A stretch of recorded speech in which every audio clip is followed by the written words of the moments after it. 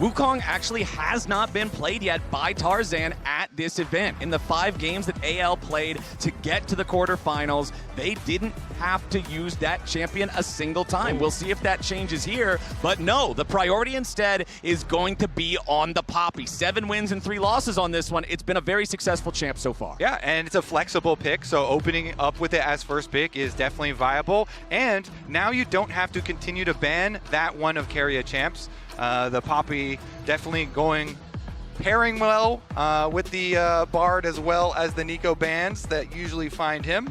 But he's just going to slam a Nautilus very quickly into it. I mean, you think back to MSI, and it was actually Oner who was able to snipe Kael on the Poppy over the wall with that Skarner ultimate and turn things around for them. So we'll have to see if T1 trying to opt in towards a similar strategy, but I like it. Go for the hook champion, the value's still there into a potential Poppy flex, and then again, you can opt in towards more range stuff if you want to here, but it looks like it's going to be the Xin Zhao for Oner. Yeah, and speaking of the Poppy, Kael had a very good one at this particular tournament as well, as we talked about in game number 1 versus Gen G. But as we say, doesn't have to go into the support role this early on. So let's take a look as we progress. Are we going to get the Wukong? I really do think it is so exceptional for these team fights. And AL already, these first couple of picks, I think, are setting themselves up with a really insane-o team fight. I agree, and I think that's where a lot of the focus is going to be now, in trying to deny a lot of T1 any sort of pressure that can go on towards the Sivir. Like, dive is already going to be alleviated a lot thanks to both the Wukong and the Poppy. But I don't think, like, unless T1 will opt in towards things like the Hui and maybe some of these more long-range AD carries, I think you should be fine as AL to just find these big team fights as you start to roll on through. Okay, clock ticks down, and it looks like T1, alongside that Xin Zhao and Nautilus, they'll go for the power pick there in the top lane with the Rumble. Okay, yeah, you know, I like red side third pick Rumble, because then you can throw the bans at like Galio or Ornn if you feel like. The two most common matchups into Rumble, and take those away. So it's kind of blind, but blind plus protected. Also, the opportunity, though, to go towards Gwen, which we did see the other day, very successfully piloted. So I wonder if Flandre wants to try and go towards that. That was the old school kind of answer to the Rumble after those nerfs to his magic resist. But I imagine there will still be a lot of top lane focus as we move through these next bans. Yeah, I mean, Flandre also likes Yorick. He could go Yorick into it. Aurora is available. So definitely a lot of possibilities here still up for them to choose from. Okay, quirky ban coming out from the AL side, just trying to protect that Sivir down there in the bottom lane a little bit. Aurora going to be the other ban for T1 instead. Yeah, so takes that one off that we were mentioning. Definitely a good one into the Rumble, a good viable flex pick for the solo laners. Plus, it's a champion that I think most T1 fans don't want to see Faker on, so you're not worrying about denying it to yourself. You're denying it from AL at the same time. You're pretty happy overall, and Jhin will be the other ban here from AL, so double marksman banned out in the second half. For them. And I do like it, because AL, kind of, that's what their worst problem is going to be here, is going to be range. Like, if you opted in towards these poke champions, but instead it's Gumayusi slamming the Draven. Yeah, and this is all confidence. This is all skirmishing from T1. They've got Draven, Nautilus, Xin, and Rumble. They are going to give us the action we wanted, Flowers. They are going to have fights pretty early on and play very aggressively here. Now, quickly the responses from AL. The Galio that we had previously mentioned as a possible pick into the Rumble, looking like it is going to be played in mid lane if we actually get the Ambessa lock in. Yeah, that's curious. Obviously, you expect the Galio into Rumble. It seems like one of those natural counters. Then what do we got to get here? I wonder if you just try and swap to an AD mid laner here for Faker. Could try and go for something like the Oner. You still end up in melee range with a Galio, which is not exactly great, but it's the Anivia. Faker Anivia as the 5th pick of the draft here for T1. That sounds painful for Galio. What is Galio gonna do? I mean, Anivia laning is gonna be annoying, and Anivia scales so incredibly well. This champion, it just makes it very difficult for short range champs to play the game. So while usually you're like Wukong, Ambessa, and Galio is like a crazy engage, maybe the Anivia can make that really difficult for them. You jump in, you have a bad time, you try to run away, the wall goes down, an equalizer comes down, and you're having an equally bad time. So I love this adaptation from T1, and especially when you have a lane on this bot side to already try and play around and start to snowball, it gives you a very clear win condition in through the rest of the game. I love seeing champions that almost never get picked, and the only thing that makes it better is when it's happening on the biggest stages with the best players in the world. And now we get to see Faker on the Anivia here in the second game against anyone's legend. I really want to see how well the wall placements are going to work in this one, because a properly placed wall can decimate a team fight. So much on the line here for AL, going down 0-2 versus T1 as the LPL second seed. Would not be the way that you were expecting this one to try and start off, but T1 once again looking strong in game 1 versus the LPL. We'll have to see as we get onto the Rift if they can continue that trend. Faker has a lot of good career win rates for a lot of champions, but Anivia 8-2, another very good one for him. I feel like all of his win rates are like 70 or 80% on something. It turns out if you win 5 World Championships, your win rates are pretty good. One thing I also want to point out here on these runes, a lot of times you see the Summoner Spellbook matched by supports, but not this time around. It's Keria going for the Aftershock on the Nautilus for the extra fighting power early. Also the phase rush on the Anivia. Usually you'd see things like the Comet in that because you want to try and poke out your opponent to the lane. But Faker kind of realizing, well, the only way this goes south for me is if I end up getting caught out by a taunt or by that knock-up. So being able to very quickly pop that phase rush and keep out of harm's way from Tarzan and Shanks is going to be crucial in these fights. Yeah, and he's also got the Scorch there for the painful lane phase here to apply more and more damage early on onto Shanks. All right, we've still got a little bit of time before our minions make their way into the lanes to collide. So remember, if you've got a couple seconds to spare, log into your Riot account on lolesports.com and watch Worlds Live to earn some exclusive Worlds emotes, icons, and capsules. Maybe you'll get an Anivia skin in one of those capsules so you can play just like Faker does. We're looking at our junglers, both of them starting here in their red side quadrants. A little bit of a tongue twister here in the second game. Yeah, I mean, honestly, everybody's going to be thinking about this bottom lane. It is Gumayusi, Draven here. Into the Sivir lane, and already they are scrapping, getting some summoner spells really early. Spinning axes are finding their marks here. Popping the barrier just to extend that trade as well and make sure that he can win out as much as possible. So already with that trade and also having T1 pathing down towards that bottom side means that there is a very high chance that we see Oner trying to make something happen in this bottom lane early. Yeah, 100%, because, Xin versus Wukong early, you're going to have the extra advantage. So you want to play around this passive stacking Draven and see if they can get a cash in. Okay, Faker with that early push here in the mid lane, crashing that wave into Shanks' turret. As you can see, the same thing happening up there in top. Flandre crashing the wave into Doran. Flandre was the point of strength Level 3 for gank? AL in that first game, but now we can see Tarzan coming down for the Wukong level 3 gank potential here in the bottom lane. Keria goes in with a dredge line. A lot of damage onto Kael. He flashes away. Gumayusi flashes after. One more spinning axe is going to do it, but no!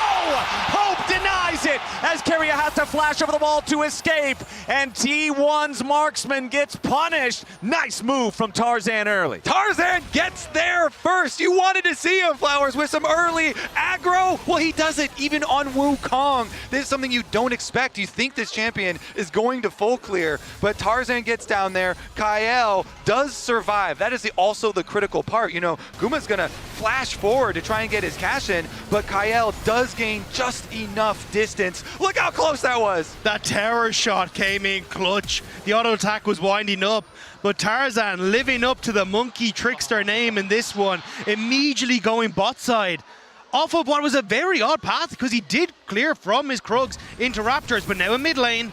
Yeah, Shanks has to immediately get out of there. Justice Punch clears the wall, but now the follow-up there from the Flash Frost as T1 jumps in after the AL mid laner, but Shanks barely survives with Flash. It's always what you do afterwards, after a level 3 gank, because then your opponent has the priority in jungle.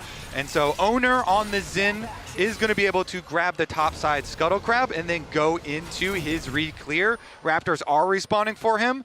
The visit towards mid, getting Shanks' flash here is quite nice, but I think that minion probably saw Tarzan traverse over to the bottom Scuttle Crab. So they will know that he's at least going to get that one. Okay, Let's see here. Down in the bottom lane, Kael and Hope. They're feeling a little bit better than they did earlier, thanks to the Gumayusi not quite being able to secure that kill. But I still feel like Guma's Draven is going to be in the driver's seat in this head-to-head. Yeah, it's a very early kill onto the Draven, which means that you hadn't really stacked up a lot of those adoration stacks. So still should be fine to continue to stack, and then if you can get that kill later on, should still be able to get a pretty sizable payout. So I'm wondering how much pressure wants to go to this bottom side, as it looks like Oner, with Flandre playing very aggressively on the top wave, wants to try and match a play. Okay, creeping around from behind. Trying to time this so Oner can be in position right as the wave is ready to crash. They don't want to allow Flandre to try to clear this out. Cannon Minion going to absorb it here with a star. Wind becomes lightning. Flandre with a flash away. Doran going to burn him down, but he needs a little bit more damage with the flame spitter. The turret was so heated up, it makes it a 1-for-1. Flandre getting one back, and this trend of T1 diving and Bessa and it not working out will continue for a third time here at Worlds. Very, very critical for Flandre to get the counter kill there. As he turns around and the tower shot does deliver. He's got teleport. He's using his teleport to immediately go back to that wave since it is pushing away from him. Doesn't want to drop any more minions. Does mean that Doran will have the teleport advantage here with the Rumble, and him getting close to Rumble ultimate might have a big effect. This is a decent start here from AL. Kill on the bottom side. Now also Flandre been able to cover on the top half of the map. Also, the fact that you've invested this time as T1 into that top gank means that Tarzan has actually managed to continue to farm up and now match some of the shortcomings in the experience he had. But Flandre has hit level 6, eyeing up Faker on the Anivia in this mid wave. He's looking for that public execution, and he finds it. Faker gets jumped on. Flandre going in, trying to proc the rebirth, and they get it. They've scrambled the egg, and there's the feat of warfare for anyone's legend. Faker did not respect the ult combination. He tried to dodge the ultimate from Flandre, but then that Galio comes in, the ultimate layered on. He gets the knock up, and Faker flashes and dies and loses egg.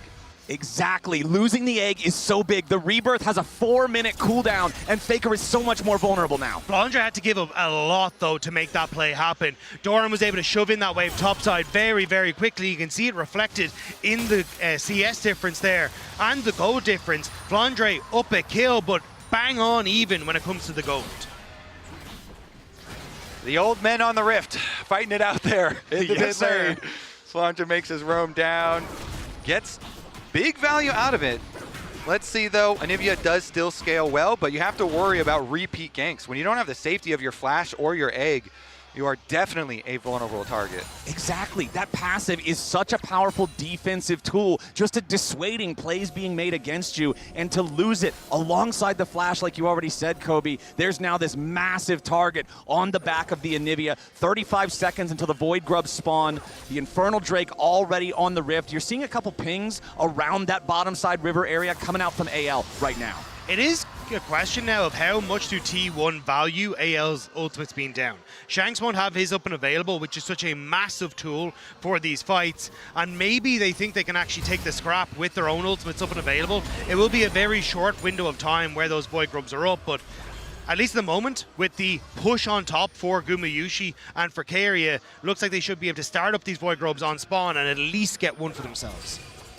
Yeah, meanwhile, AL feel really happy that because of the early gank on bottom side from Tarzan, Hope got that cull very early on, so keeping the Sivir in mid and just farming and being content to just trade objectives. All right, my Sivir's just gonna mow down the minions in mid wave and then rotate over the dragon. We don't want this early confrontation since you've got Xin and Nautilus Draven, and so they will go for the dragon and they will continue to farm. Exactly. Remember in game number 1, it was AL securing all 3 grubs, and then T1 securing that first Drake about a minute later. This time around, we swap them around. It's T1 going for the 3 grubs, and AL immediately handshaking the Drake in trade. Yeah, and Kael even TPing up to make sure that Flandre could get that wave without having to worry about the T1 dive afterwards. And one of the nice things here for Shanks too is because you're up against double AP solo laners, he gets a very easy build path. You traditionally want to go for the Hollow Radiance anyway, but it doesn't really matter if he ends up against the Anivia or that Rumble. Realistically, he's going to get value either way out of that item, which is just great for the AL mid laner. Yeah, and we'll see about the control over the mid lane because they're keeping Faker mid to match this Sivir. Both of them have extremely good wave clear, but one of them is getting ganked. Okay, Hope No, he's fine. He's Sivir. He's got a spell shield.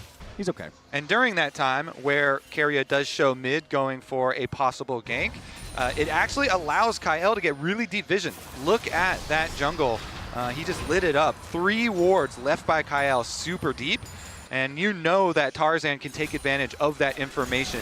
A Wukong plus a Galio ultimate being ready to go over the top definitely provides a lot of very threatening engage angles that Tarzan can go in. And they have perfect information on Oner because of those wards. You can see the way Kael is playing, though, to match these roams from Keria is a little late on this one, though. Yeah, Shanks could be in some danger as the axes spin. Shanks forced to flash again, but the Whirling Death doesn't quite catch him. The angle wasn't there, and Shanks survives. And Kael was trying to move down towards this bottom side of the map to cover this play exactly, but thought nothing of it when T1 didn't show Keria on the bottom side. Starts to move towards mid instead, and that's when T1 pounce. If I'm on AL, I am calling to gank Gumayusi now because no flash on Draven, and we've got a Wukong Galio. Shanks, of course, did have to use his flash to get away and teleports back out to mid lane, but that is going to be some decent threat. Yeah, I mean, Shanks arrives. He takes a quick burst there from Faker, but luckily for Galio, he's pretty resistant to that magic damage, so not nearly as punishing as it might be if someone else would find themselves caught in the same situation. We still don't have any neutral objectives to fight over here for quite a while. Still about 3 minutes until the Drake spawns, 4 minutes until the Rift Herald makes its way onto the Rift. We do have the first major item completed with Oner grabbing the Sundering Sky here on his Xin Zhao, so I wouldn't be surprised to see him try to find a play. Yeah, I think if you're on AL, though, I like what Kobe was talking about, trying to punish Gumayusi with no flash. You can try and shove in this mid-wave, Galio has the ult, Tarzan has his ult, try and use that to catch out Gumayusi on this bottom wave and still have that timer for it to cycle through before these next objective spawns. T1, though, starting to set up on this top half of the map. Looks like it's only to see if they can spot out some defensive vision, and they'll clear it out. Yeah, Oner does get scouted here, clearing out the control ward. Again, T1 constantly looking for angles to attack this mid lane, but some decent wards from AL on the bottom side. Also do see the attempt from Keria there. Look how much is invested by T1, though, on this bottom side of the map to actually try and keep Gumayusi safe. They have a ward in this bottom brush. They have a ward that's just timed out of Raptors, and they had a ward as well that was in that entrance into River. They've been trying desperately to make sure that nothing can happen to their AD carry on this bot side. And speaking of AD carries, on the other side, it's Essence Reaver completed for Hope, so Infinity Wave clear from now on, alongside the fact that he's already got a 400 gold lead because of the first blood, and his call is about to cash in just 10 stacks. AL's AD carry is set up to be in a great spot for this next objective fight. Yeah, I mean, Sivir versus Draven starting out like this, where Draven has not gotten a cash in, had an early death, and Sivir has gotten a lot of free farm towards mid lane because of their assignments previously, is really, really good news for their side. Will say, though, you know, we are still looking towards the next big team fight. That is going to be the one that actually moves the needle here in this game. As you say, it's only 50 seconds away now. And already trying to get some setup work done here. Kael, once again, he's moving in, trying to get a little bit deeper vision. I'm curious how AL want to try and approach this fight, though, because at this stage you still have Gumayusi, his flashless, so I think that is going to be your focal point. It's Hope may try and stop them. But again, you're kind of in a position where it's difficult for you to hold on to pressure on this midway because it's against Anivia, and it looks like at least Tarzan identifying that, holding on here in mid, so that then you can play hyper-aggressive on this mid-wave and try and find something.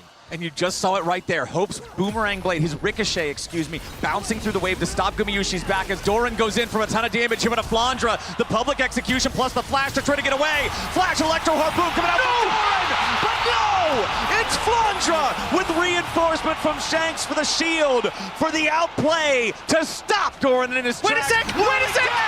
Makes it a 1-for-1. Gumayusi from all the way across the map strikes true, and T1 starts the Drake. It looks so good for AL, but Guma finds the cash in with the ult from the opposite side of the map, and now AL, they need to be careful. Yeah, AL's got to be careful here. Kael gonna have a nice keeper's verdict to make the fight unfair. Keria is your first target as Oner wants to go in after Kael now. Loses half his HP. Boomerang blade takes Keria down to 150. Faker making his way forward, but T1's not gonna find anybody. They also Doran's using in behind. the teleport now. Doran coming up behind him. The Rumble's already arrived into the fight as Tarzan tries to find some damage onto Faker. Faker. Shanks looking to cut him off. The egg, again the rebirth is triggered as Flandre's made his way into the fight and Gumayusi goes back over the wall. Tarzan kills Faker and T1 is on the run. Keria dredge lines back to safety as Shanks dives in beside Kael. A double kill for Tarzan and the Draven is dead again. Anyone's legend comes to life in Shanghai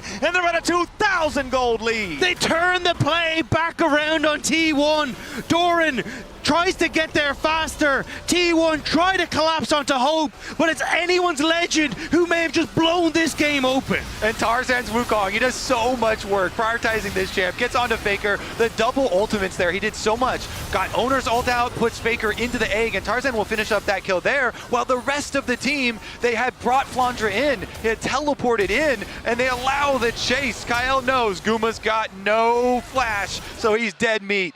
Gets him against the wall, and they get the second kill for Tarzan's Wukong.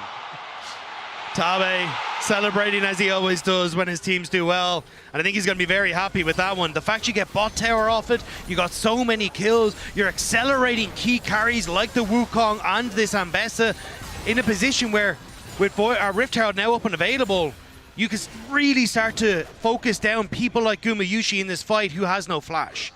Exactly, man. Guma is in some serious danger. He's got his Bloodthirster, so at least that's going to allow him to power through some of the chip damage. He's got his Serrated Dirk for a bit more power if he is not immediately bursted, but you know anyone's legend is looking after him. They want to make sure they can pop this Draven any chance they get. Tarzan's Wukong with his Trinity Force, with his Flash. This guy's going to be a massive threat in any fight, and right now, he's starting up the Rift Herald. Shanks is on the opposite side of the map, though. His TP is available, but they will need to bring him in if they want to try and make a play. In T1 trying to scope out the area as that goes. Yeah, Keria jumps in here with the dredge line, finds Tarzan, but to no avail. Kael jumps in with the point blank keeper's verdict. Shanks has arrived. They're looking at Gumayusi and they find the taunt. Guma's already down. T1 are routed as they try to escape from the pit. Keria now focused, forced back again by Flandre. Doran's gonna get time with this bottom lane tier 1 turret. He might be able to take that, but it's 2 more kills for anyone's legend. It's Rift Herald to anyone's legend. It's another fight for anyone's legend. As soon as T1 step into the river, AL close the trap shut. They teleport in, Shanks is able to lock him up, even with Oner's ultimate knocking him back for a second. He still moves in, finds the taunt, and they kill the Draven again. Excellent stuff from anyone's legend. The setup with these wards deep to try and make that play happen was just perfect. And now even look at the top side, right? Sure, Doran got this tower in the bot wave, but I think Flandre might be able to stick around and get that top tower. We're going to have a look at the fight as Kael, the TP was beautiful, sets up with a double knock-up, and even though Oner gets a nice disengage, it doesn't matter. Able with the phase rush to get that taunt that they need. Oner does pick up one on the backside, but there's just so many members of AL there. There's just no hope of escape. Yeah, beautiful engage from Kael. Getting the double knock-up, getting the chase down. And with this Rift Herald, they also are going to have the extra tool to take down these outer defenses from T1 and push that gold lead even further. And when you look at AL coming into this head-to-head against T1, this head-to-head of the LPL against a team that has never lost to them in a best-of-5 at Worlds before, I think you're looking at Tarzan and Kael to have that synergy that they had back at the peak of this team at MSI, to be able to make plays and work together to find these opportunities to really take the fight to T1, and they did it right there. T1 are trying to find a pick onto Flandre, though. They're matching Faker into this top side with 35 seconds until Dragon. Faker has no TP. He used it to cover mid-wave after they lost that last fight. So AL going to have to be a little bit careful of keeping Flandre safe before they realize exactly where T1 are on the map. And Hope's got Infinity Edge, so that means this Sivir has scaled. This Sivir does some big damage. Have to be very careful about their positioning. Faker himself a little worried about his positioning. Yeah, he's getting caught out here by Flandre. Public execution, though, not lined up TPs are correctly. coming. Now Flandre has to flash away. T1 committing to look to find the kill onto the Ambessa. Oner goes after it, needs the third talent strike, and Doran's damage is enough, but off to the side at the same time. Hope is going in. It's another kill traded back as Gumayusi dies once more. Anyone's legend, they want a second, and they'll find it. A double kill to Hope as T1 reinforcements are coming in, but they're a little too slow. Rift Herald summoned up here in the mid lane. Tarzan, Kael, and Hope gonna knock down the tier 1 turret. and now they're going to drive it straight into the tier 2. Tarzan at the wheel. He'll slam that one right on in. Equalizer from Doran needs to be used just to clear the wave as Hope knocks down the minion spawning for T1. Faker's going to take the turret up there in the top lane, and it's AL with more men on the rift looking at Drake number 3. Yeah, Hope's got an infinity edge and he wants to use it. He flashes over to follow Guma. He knows. He wins those. And it's such a good counterpunch because you see that play in the top side. Kael again flashing over, immediately picks off Gumayusi and sets up for this play. And Keria, trying to keep his AD carry alive, only gives more money into the hands of anyone's legend. And it's at the beginning a good play from T1. We think, yes, Trade Dragon, you can't really fight. But now they're on towards Atakan. Flandre, they're looking for his TP.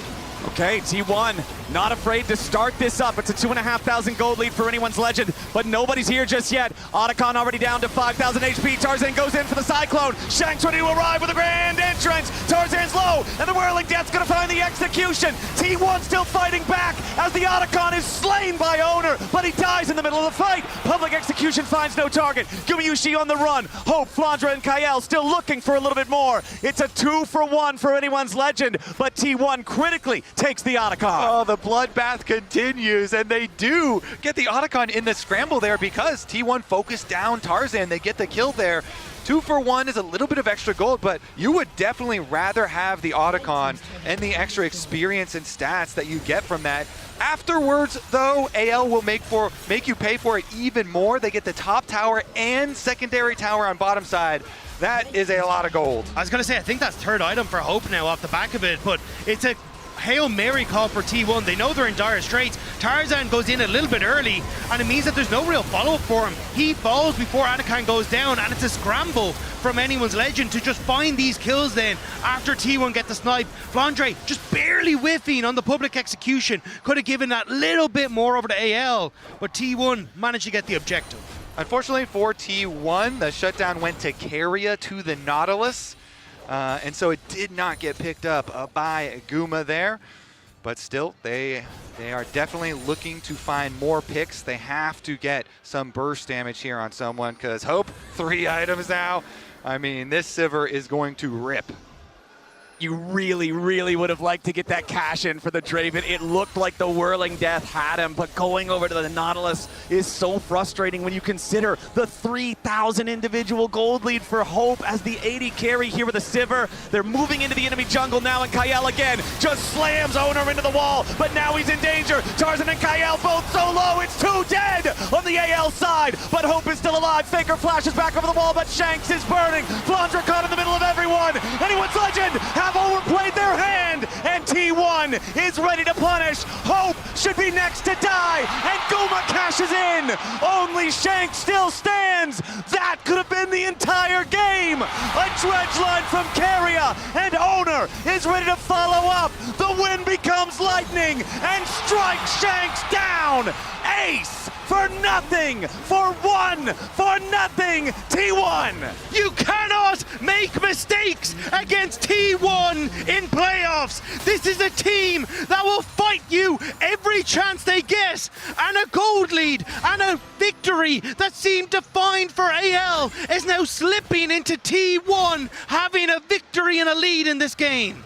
That was like a 3.7 or 0.8 thousand gold lead that AL had before this fight. But look at T1, they kite back through their jungle. Even though Kael gets his ultimate off before he dies, Faker still has flash, and it buys time for the rest of T1 to join and punish the super deep invade from AL. And Shanks is basically useless in this fight. He doesn't have the ultimate up and available. He's trying to get into the fight for a lot of the time, and even the reset on the Poppy just meant that there wasn't the follow-through that they really wanted to. Oh, the jacket comes off. Oh, man. That's a lean in 4 move if I've ever seen one. They're locking in. This gold lead, gentlemen, was 4,000 gold for AL, and now T1 with the huge swing. This was AL's game for 22 minutes, and now T1 have the slight gold lead. They have the pedals in the Otacon. This game just got suplexed. Exactly, getting more petals for these kills as they exit through the jungle, and now T1 set up with their own gold lead.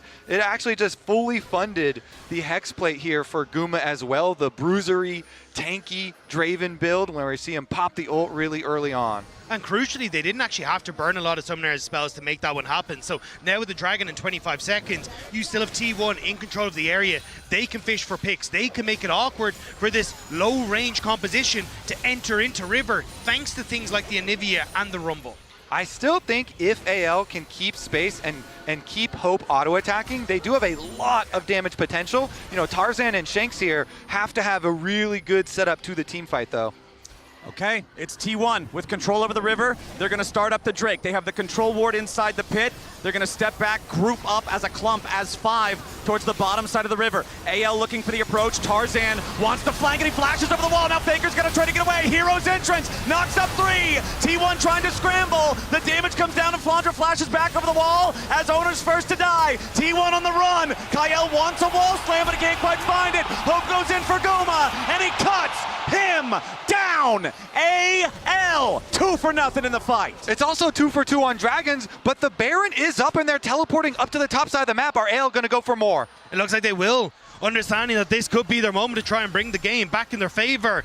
That fight, that flash from Tarzan, the TPs though. Faker jumping into a spot that he should not be. He doesn't get slammed to the wall, but he's far back enough that he cannot stay alive. Hope runs after Doran. The auto attacks cutting through the Rumble. A little bit more is needed, and a little bit more will be found. Keria presents himself on a silver platter, and it's AL eating good. Ace for the LPL squad. And AL find their moment to fight back. It looked like T1 had found that glimmer of hope, but the door is slammed in their face, and Shanghai comes alive for anyone's legend. T1 were worried about the Baron, but they should have been worried about their lives. Teleporting in, AL will take from them everything. The gold lead has ping-ponged right back. The gold lead returns to where it once stood for anyone's legend. Now 4,500 gold ahead again as we take a look at the fight that made it all happen. No, this is the teleport in from Faker afterwards. It was so aggressive from Faker. Could have gone towards his own tower, but not having any sort of ability to get out of here means that AL pounce immediately, and even Hope here, having the support of Kael, means that Doran can't really go aggressive on the play and hope that he can trade something back. And even Keria, trying to again support a dying teammate, ends up giving over his life on the back of it.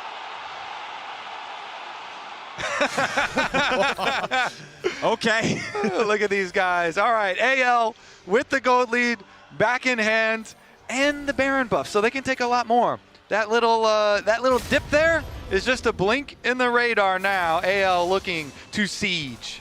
AL with their Red Bull Baron power play want to get as much of a lead with it as they can. This is the 6th turret that they will take this game, which means the only targets left are inside the enemy base. They're also a heavily Baron-reliant team. You are very short range, but they're looking for Doran. Immediately, though, it's T1 ready for their counterattack, but the counterattack doesn't hit hard. The Redemption's going to heal off pretty much everything from the Equalizer. Tarzan's clone's the only thing that took meaningful damage, so T1's going to clear the wave away, but the cannon minion is still alive. The tier 3 turret's below half HP. Everybody on AL is feeling confident, and without the Equalizer, that's a big team fight tool that T1 no longer has. Both lanes being pressured by AL. Gumayusi has to step forward to clear out these cannon minions because it's the only way you have a chance, but it opens up for AL to look for plays. Kael fishing for the Poppy ult, doesn't go for it. Yeah, it's so hard to push on Anivia always. That's why the Baron buff is so important for AL in their attempts to siege.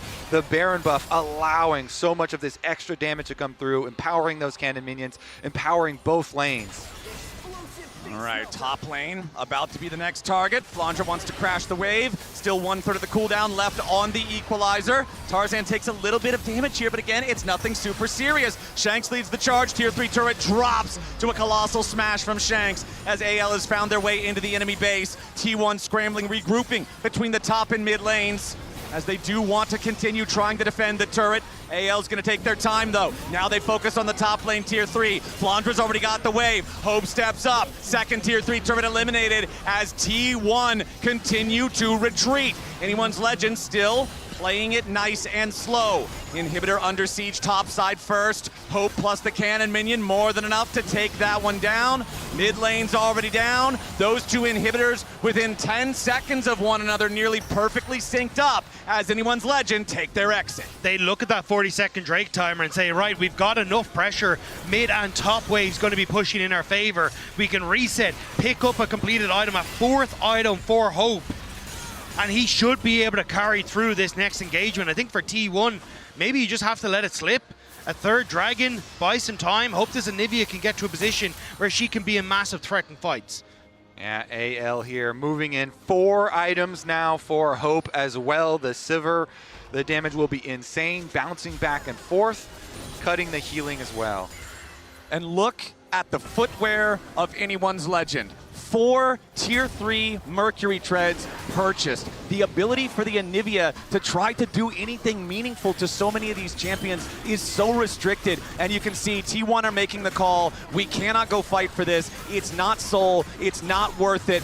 AL with a 6,500 gold lead now find themselves also at Soul Point. The Whirling Death used to just try to maybe get the Miracle Steal. That cooldown's going to be available again before the Baron would be a fight, and that fight is less than 2 minutes from now. And that's why you're seeing them just try and give as much gold towards Faker. He has the Seeker's Arm Guard for protection. Would love him to try and finish off his magic pen item, but unfortunately for them, you're not getting that time as T1 tries to clear out the mid wave while the bot siege begins.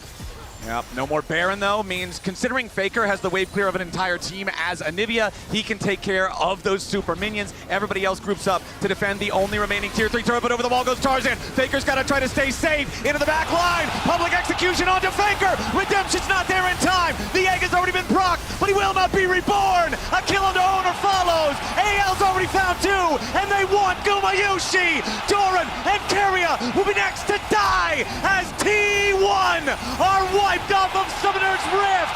Anyone's legend with a clean ace to win game 2. The Panda Warriors are coming alive in game 2 and showing that in Shanghai, this city will belong to them.